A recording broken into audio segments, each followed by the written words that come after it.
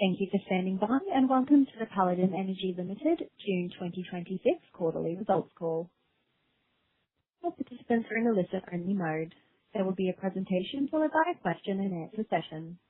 If you wish to ask a question, you will need to press the star key followed by the number 1 on your telephone keypad. I would now like to hand the conference over to Paul Hemburrow, CEO. Please go ahead. Good morning, everybody, and thank you for joining us today. I have Anna Sudlow, our CFO, with me this morning, and on the line we also have Scott Barber, our COO, and Alex Ryder, our Chief Commercial Officer. There are two areas I want to cover today on the call. First, I'll take you through the June quarterly results and the key achievements from FY26, and then I'll move into the FY27 guidance for Langer Heinrich, which builds directly from the operating platform we established throughout this last year. At a high level, FY2026 was about transforming Langer Heinrich from a restart project into a stable operating uranium mine while laying the foundations for our next phase of growth through Paladin South. I'm particularly pleased to report that we successfully completed the ramp-up of Langer Heinrich mine during the quarter. This is a commitment we made to shareholders. We've now delivered on that commitment. For the June quarter, production was 1.23 million pounds of U3O8, bringing full-year production to 4.82 million pounds, right at the upper end of our revised 2026 production guidance range. Sales were strong. We sold 1.35 million pounds during the quarter and 4.35 million pounds for the full year, exceeding the top end of our guidance range. Operationally, the business continued to improve throughout the year. Total mined material increased steadily and reached 7.45 million tonnes in the quarter, the highest quarterly mining rate since the restart. The full mining fleet is now operational and positioned to support our 2027 objectives.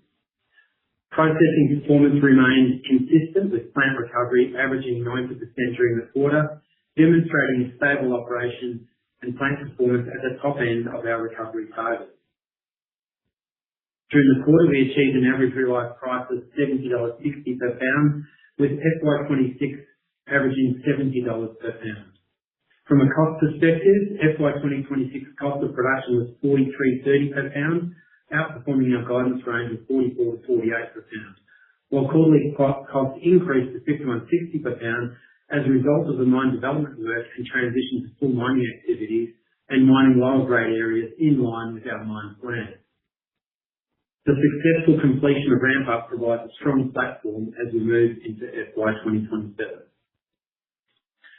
While Langer Heinrich remains our producing asset today, Paladin South represents a significant component of Paladin's future growth strategy.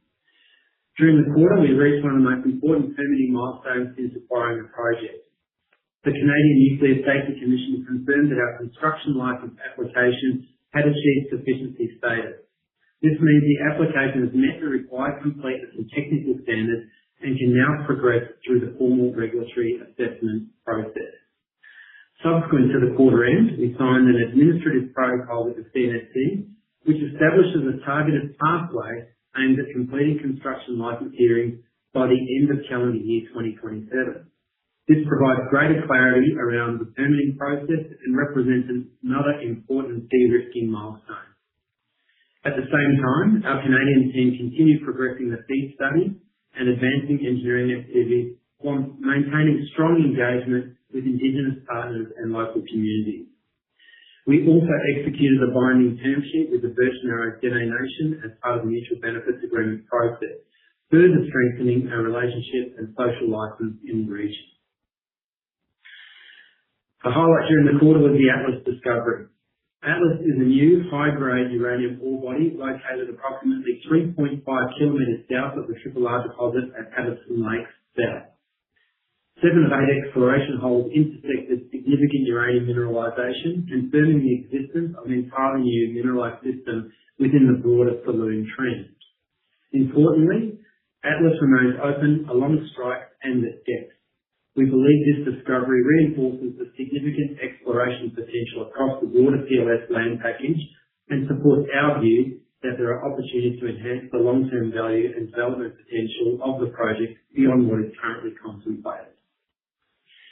We ended the quarter with cash and investment of $265 million and an undrawn $70 million revolving strong financial position provides flexibility to continue advancing Paladin Lake South, support our exploration programs, and optimize Langer Heinrich as we enter the next stage of growth.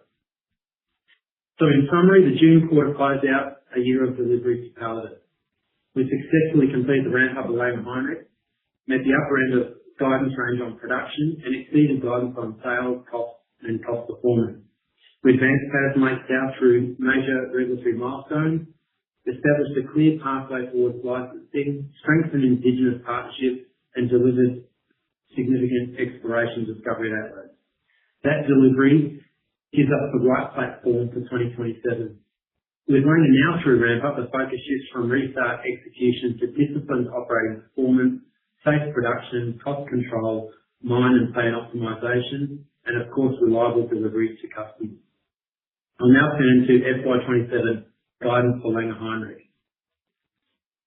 FY27, we expect Langer Heinrich to produce between 5.1 and 5.6 million pounds of U3O8 on a 100% basis. Sales volumes are expected to be between 4.8 to 5.3 million pounds of U3O8. Production will not be evenly weighted across the year. We expect lower production in the first half due to planned maintenance shutdowns, as well as lower grades from the mine in September and December quarters. Production is expected to improve in the second half as high ore grade feed to the plant increases. Cost of production is expected to be between $44 and $48 per pound. We expect cost to trend towards the upper end of the range in the first half, reflecting lower production volumes and the additional cost impact of planned maintenance. It's also important to note that all ore processed in FY2027 will be sourced from the mine following depletion of the previously mined MG3 stockpile. This means longer haul distances compared with FY26, whilst ongoing removal of overburden and waste will continue to open up future mining areas. Operationally, our focus remains on mining and plant optimization through FY2027. Medium and high-grade ore will be delivered to the processing plant, while lower-grade material will be stockpiled for future processing.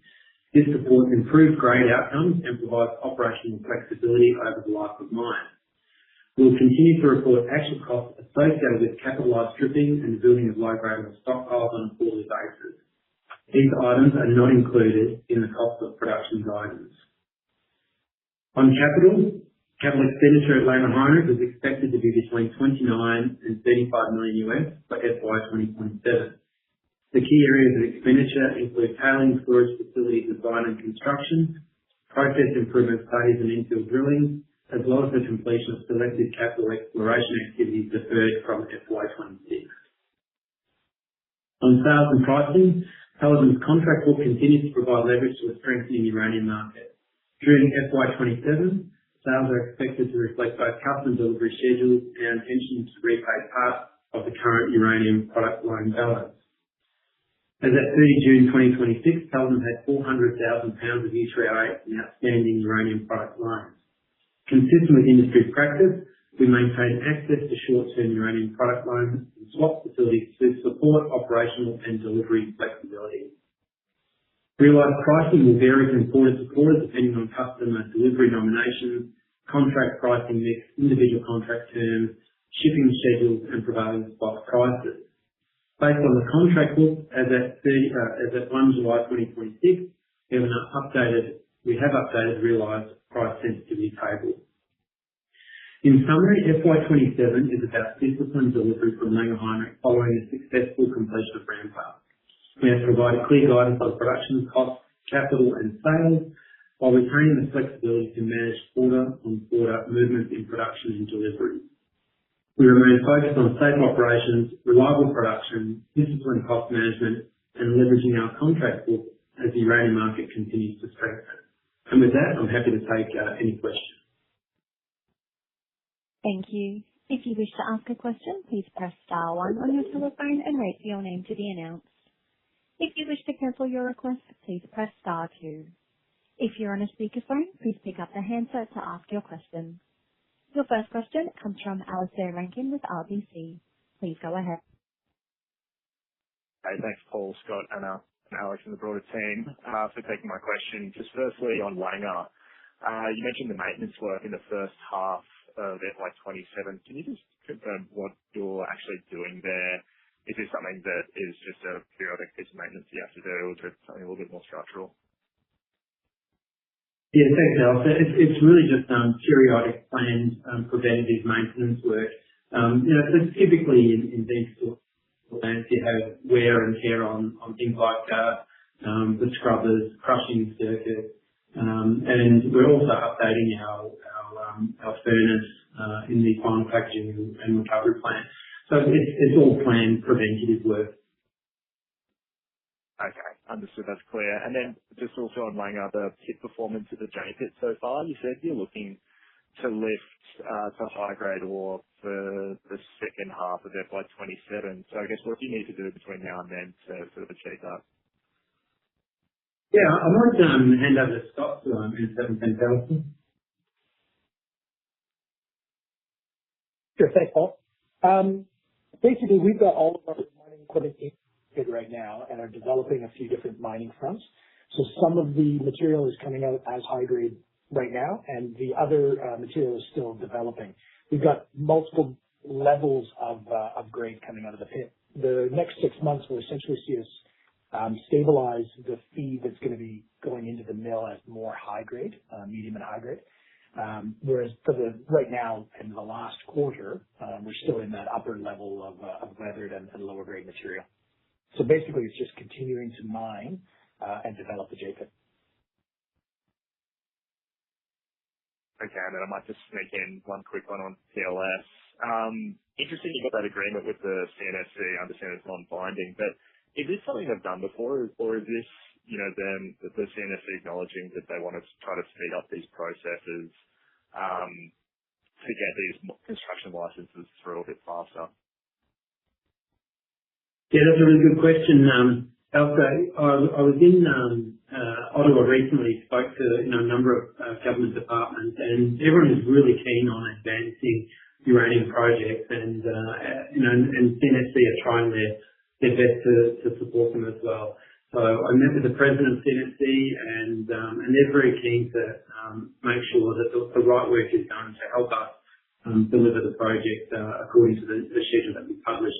But really, it's really a concerted effort by the Canadian government to get these projects up and running as efficiently as possible. Good. Thank you.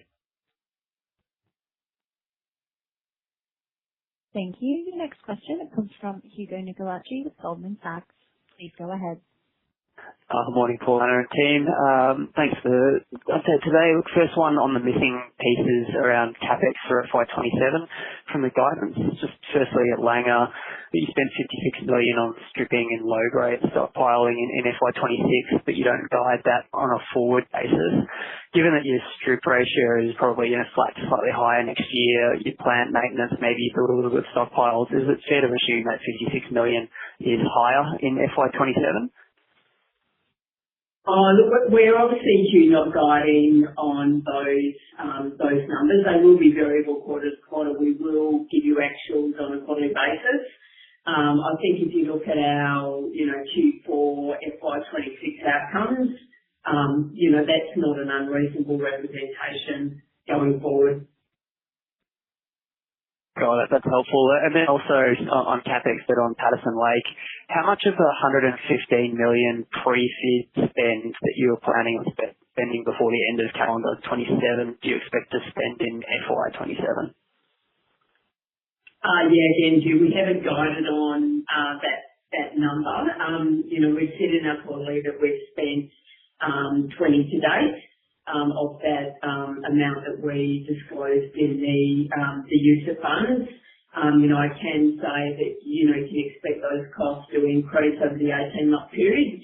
So it'll definitely be weighted into, half one FY 2028.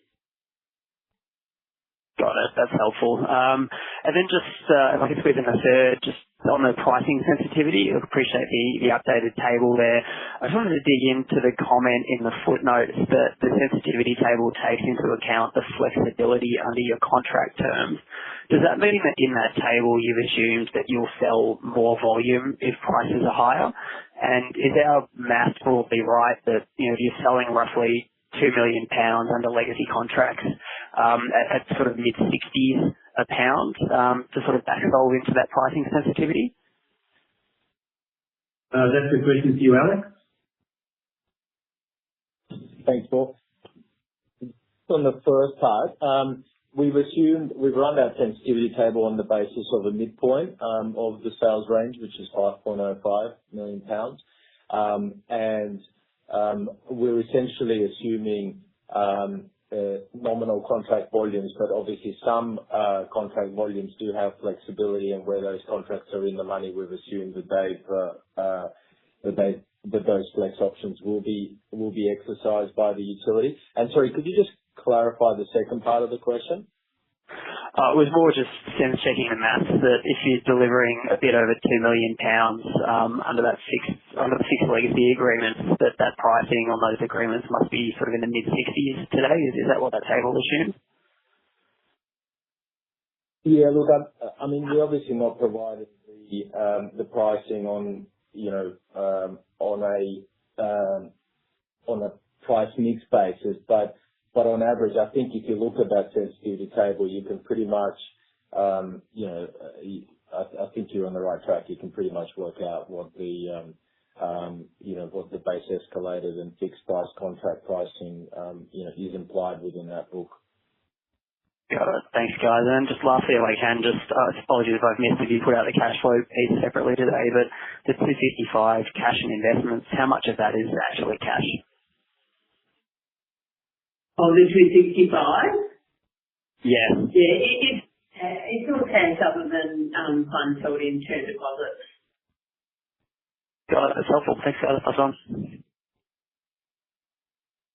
Thank you. Your next question comes from Daniel Roden with Jefferies. Please go ahead.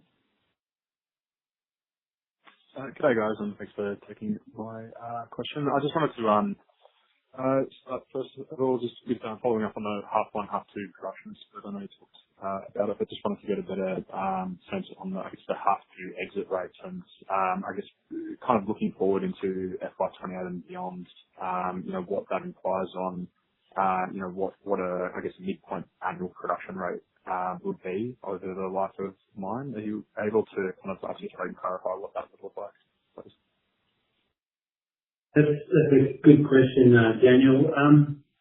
What we've done is provide an annual guidance as we did last year, and what will happen in the year to come is that with the two planned maintenance shut and development of that J pit, according to the mine sequence, we have slightly lower grades in that first half, and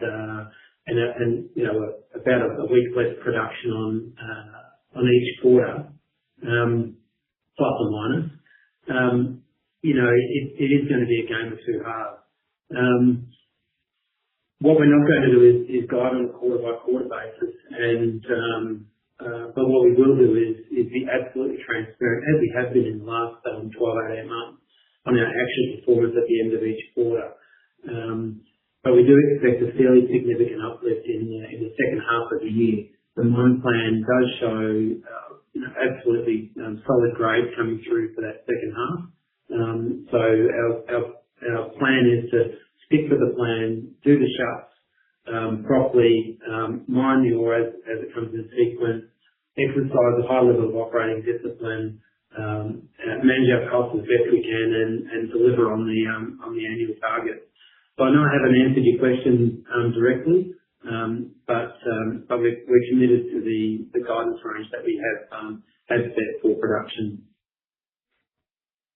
No, that makes sense. I appreciate the cover there. Thanks, mate. And just wanted to touch on as well. I know it's not in FY27 guidance, I guess thresholds, but FY28. If I look back at your restart plan, the life of mine plan, you are expecting to do a little pre-work on H pits and TSF1 relocation kind of at the end of FY27 and come start of FY28.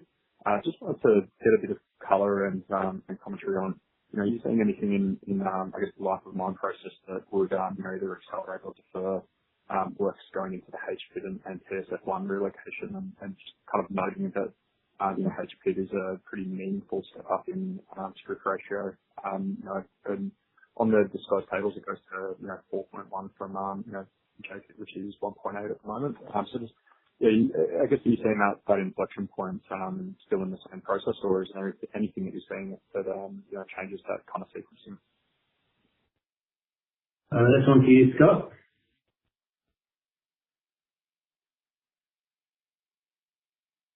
Yeah, thanks for that.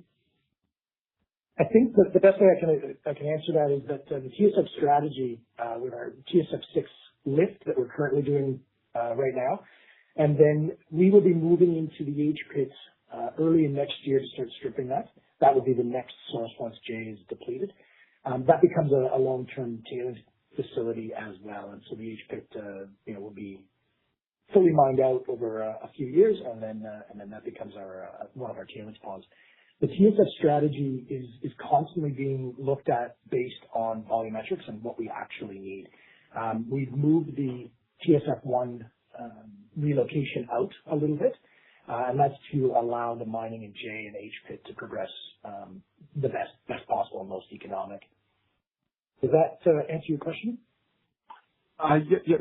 Just a really quick follow-up, and sorry, I probably asked it poorly, but I guess is part of the TSF1 relocation and I guess HPIT pre-strip, are they included in the back end of FY27 guidance, or is that exclusively in FY28 item?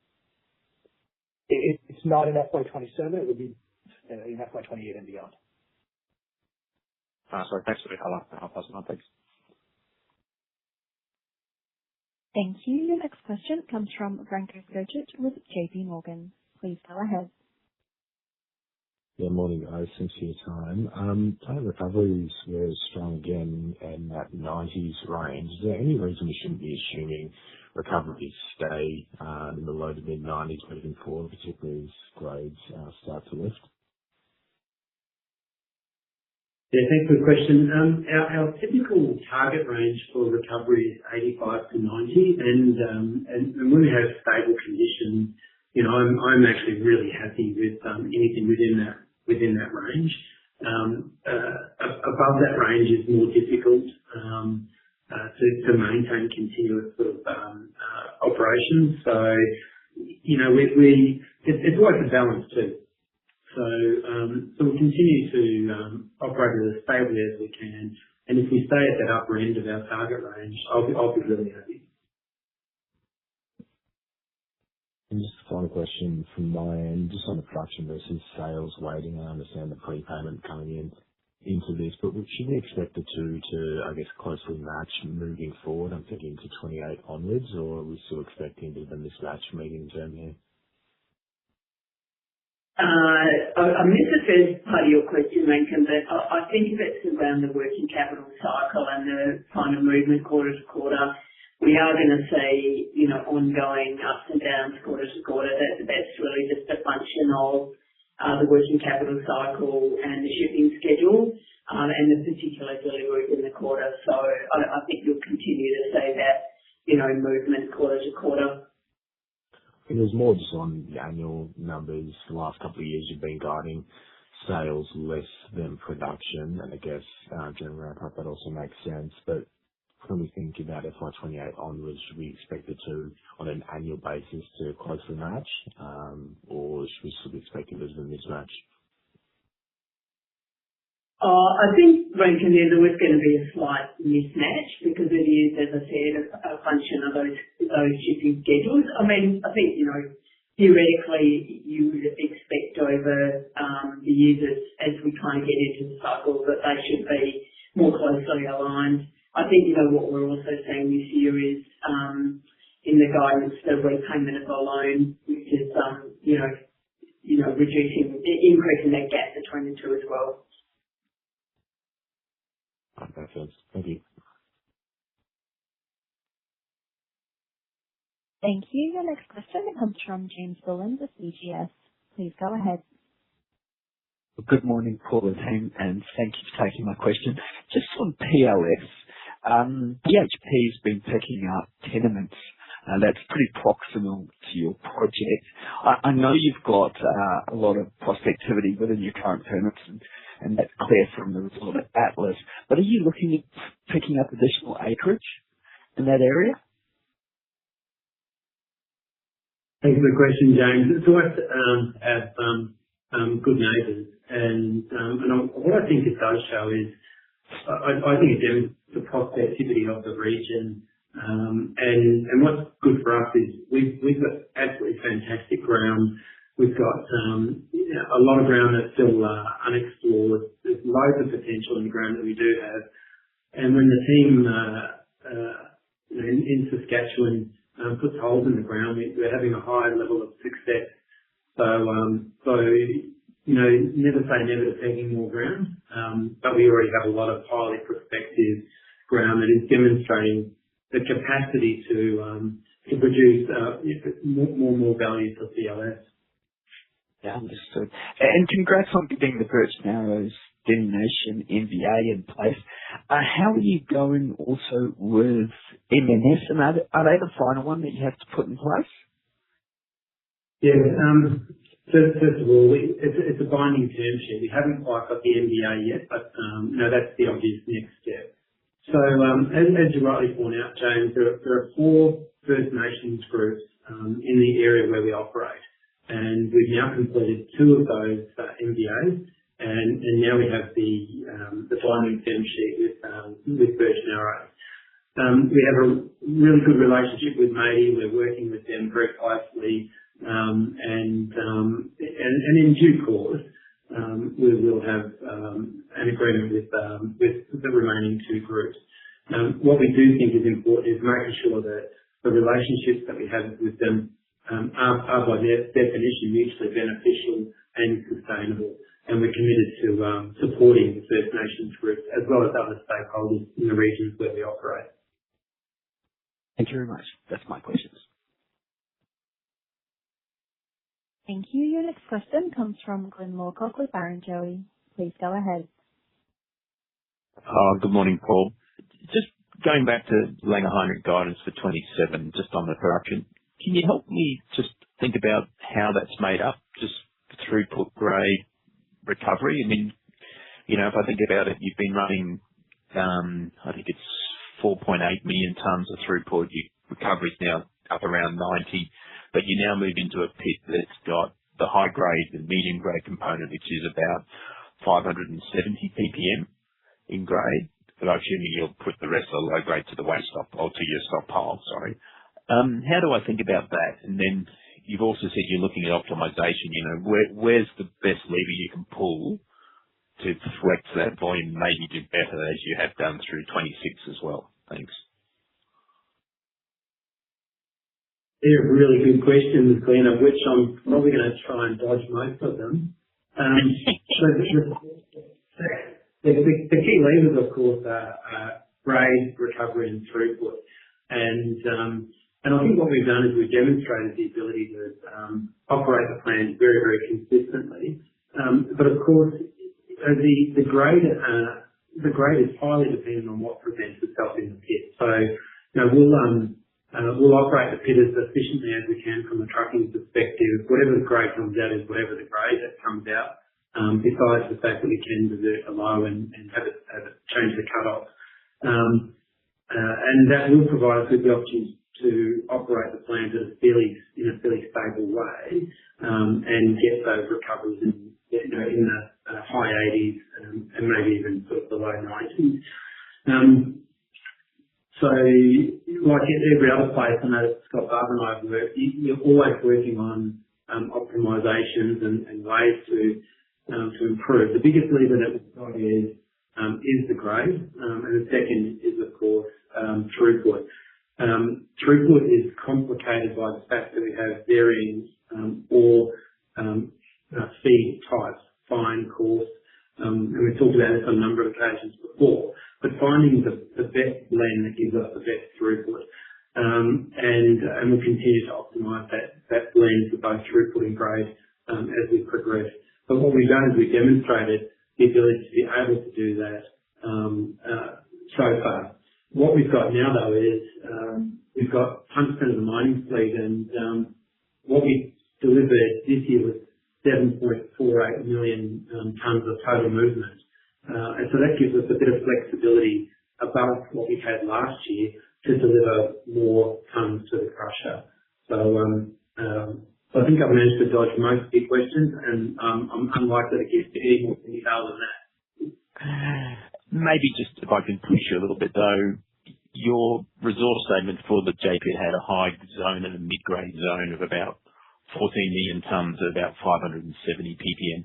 Obviously, you've drilled it. You probably haven't you're not mined it yet. But is there anything to suggest so far what you've seen that the resources you provided for the pit are not coming through as expected?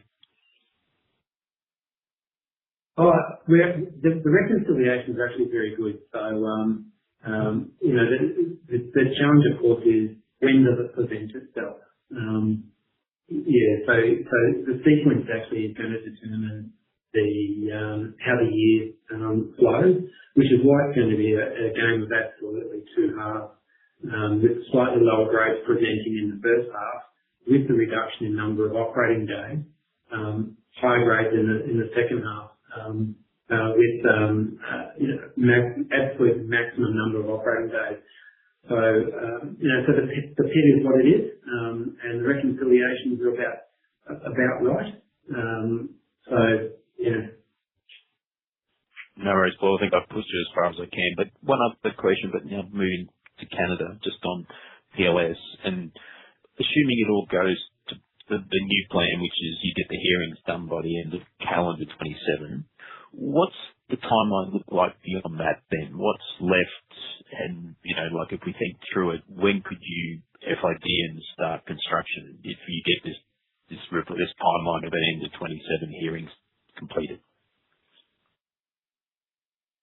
Yeah, so there's a few things to do. Over the next 18 months, of course, thinking about financing options, starting to populate the contract book.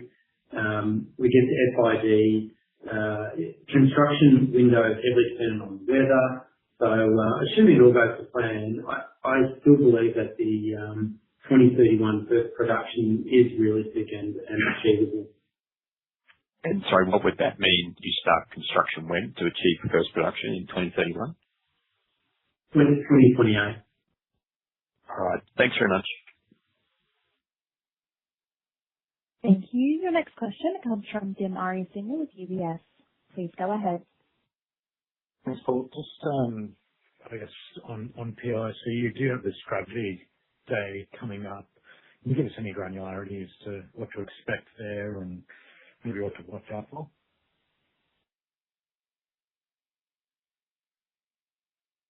Oh, sorry, Tim, do you mean the Investor Day? Yep. Yeah.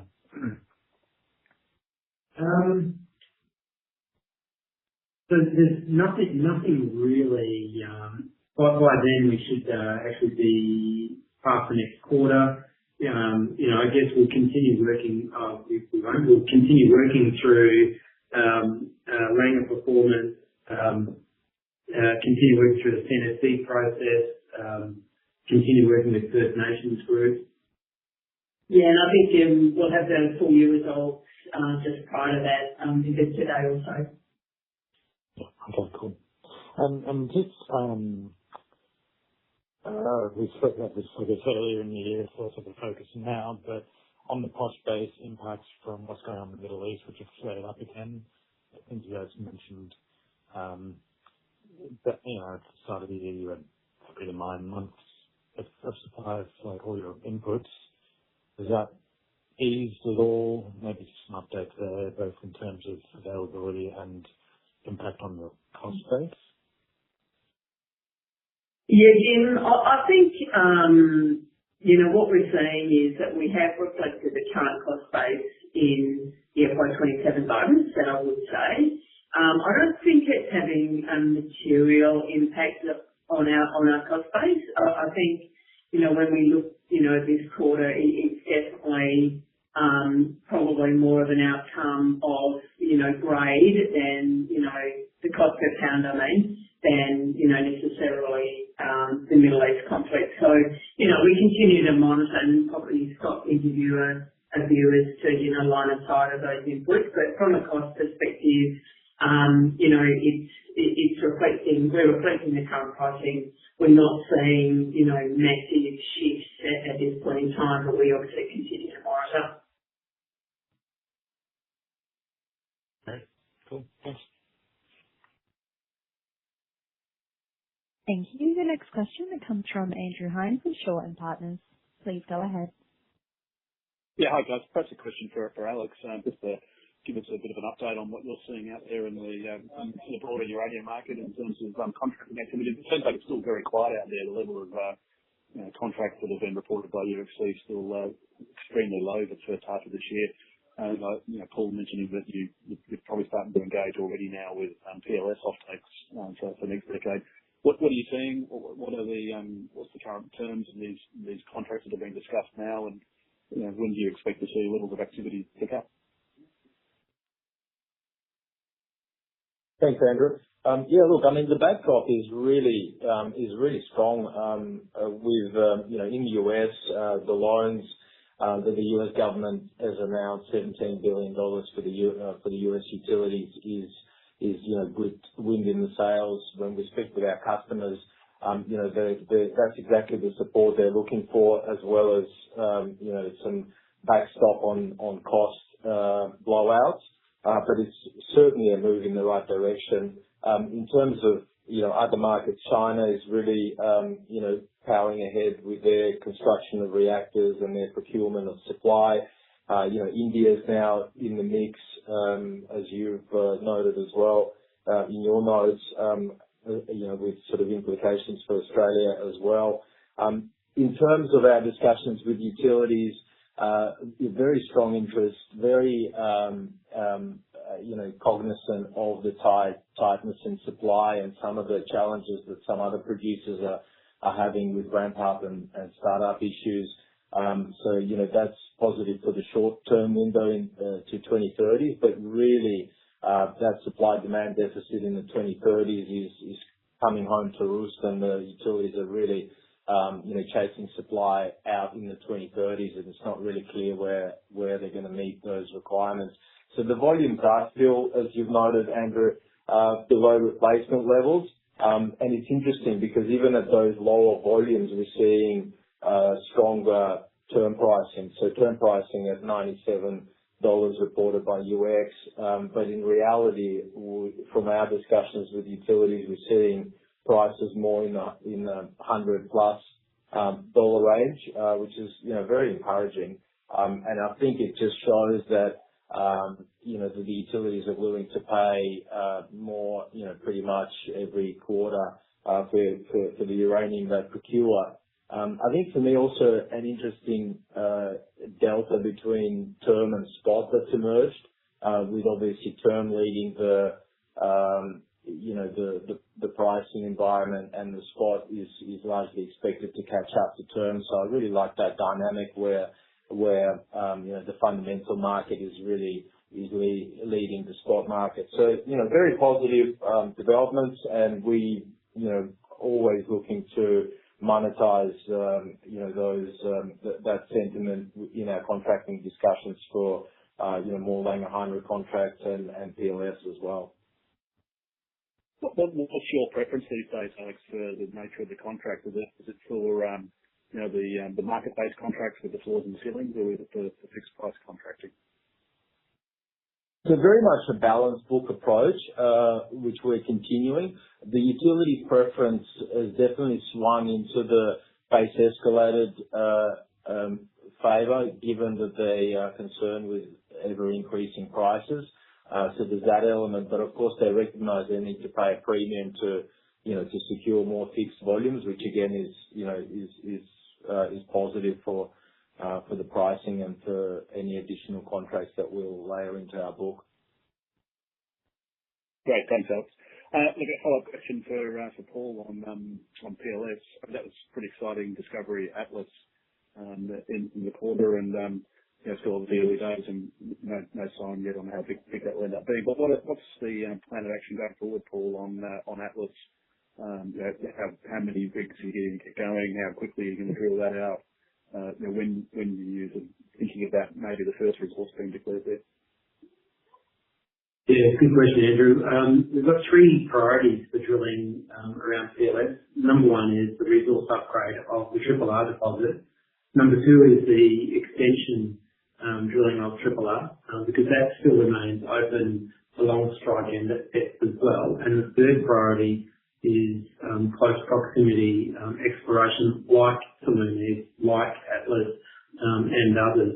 So we just adopt a very sort of sensible, pragmatic approach to these three priorities and drill them out, I guess, at an appropriate time and pace. Great, thanks. Well, I'm looking forward to the Investor Day coming up where we get all the insights on PLS. Looks like a really exciting project going forward. I'll leave it there. Thanks, Paul. Thanks, Andrew. Thank you. There are no further questions at this time. I'll now hand back to Paul for closing remarks. Thank you very much. Look, I'm really pleased with the performance from Langer Heinrich in FY26 and its delivery against the revised guidance. Importantly, it sets a solid foundation for ongoing improvement and delivery.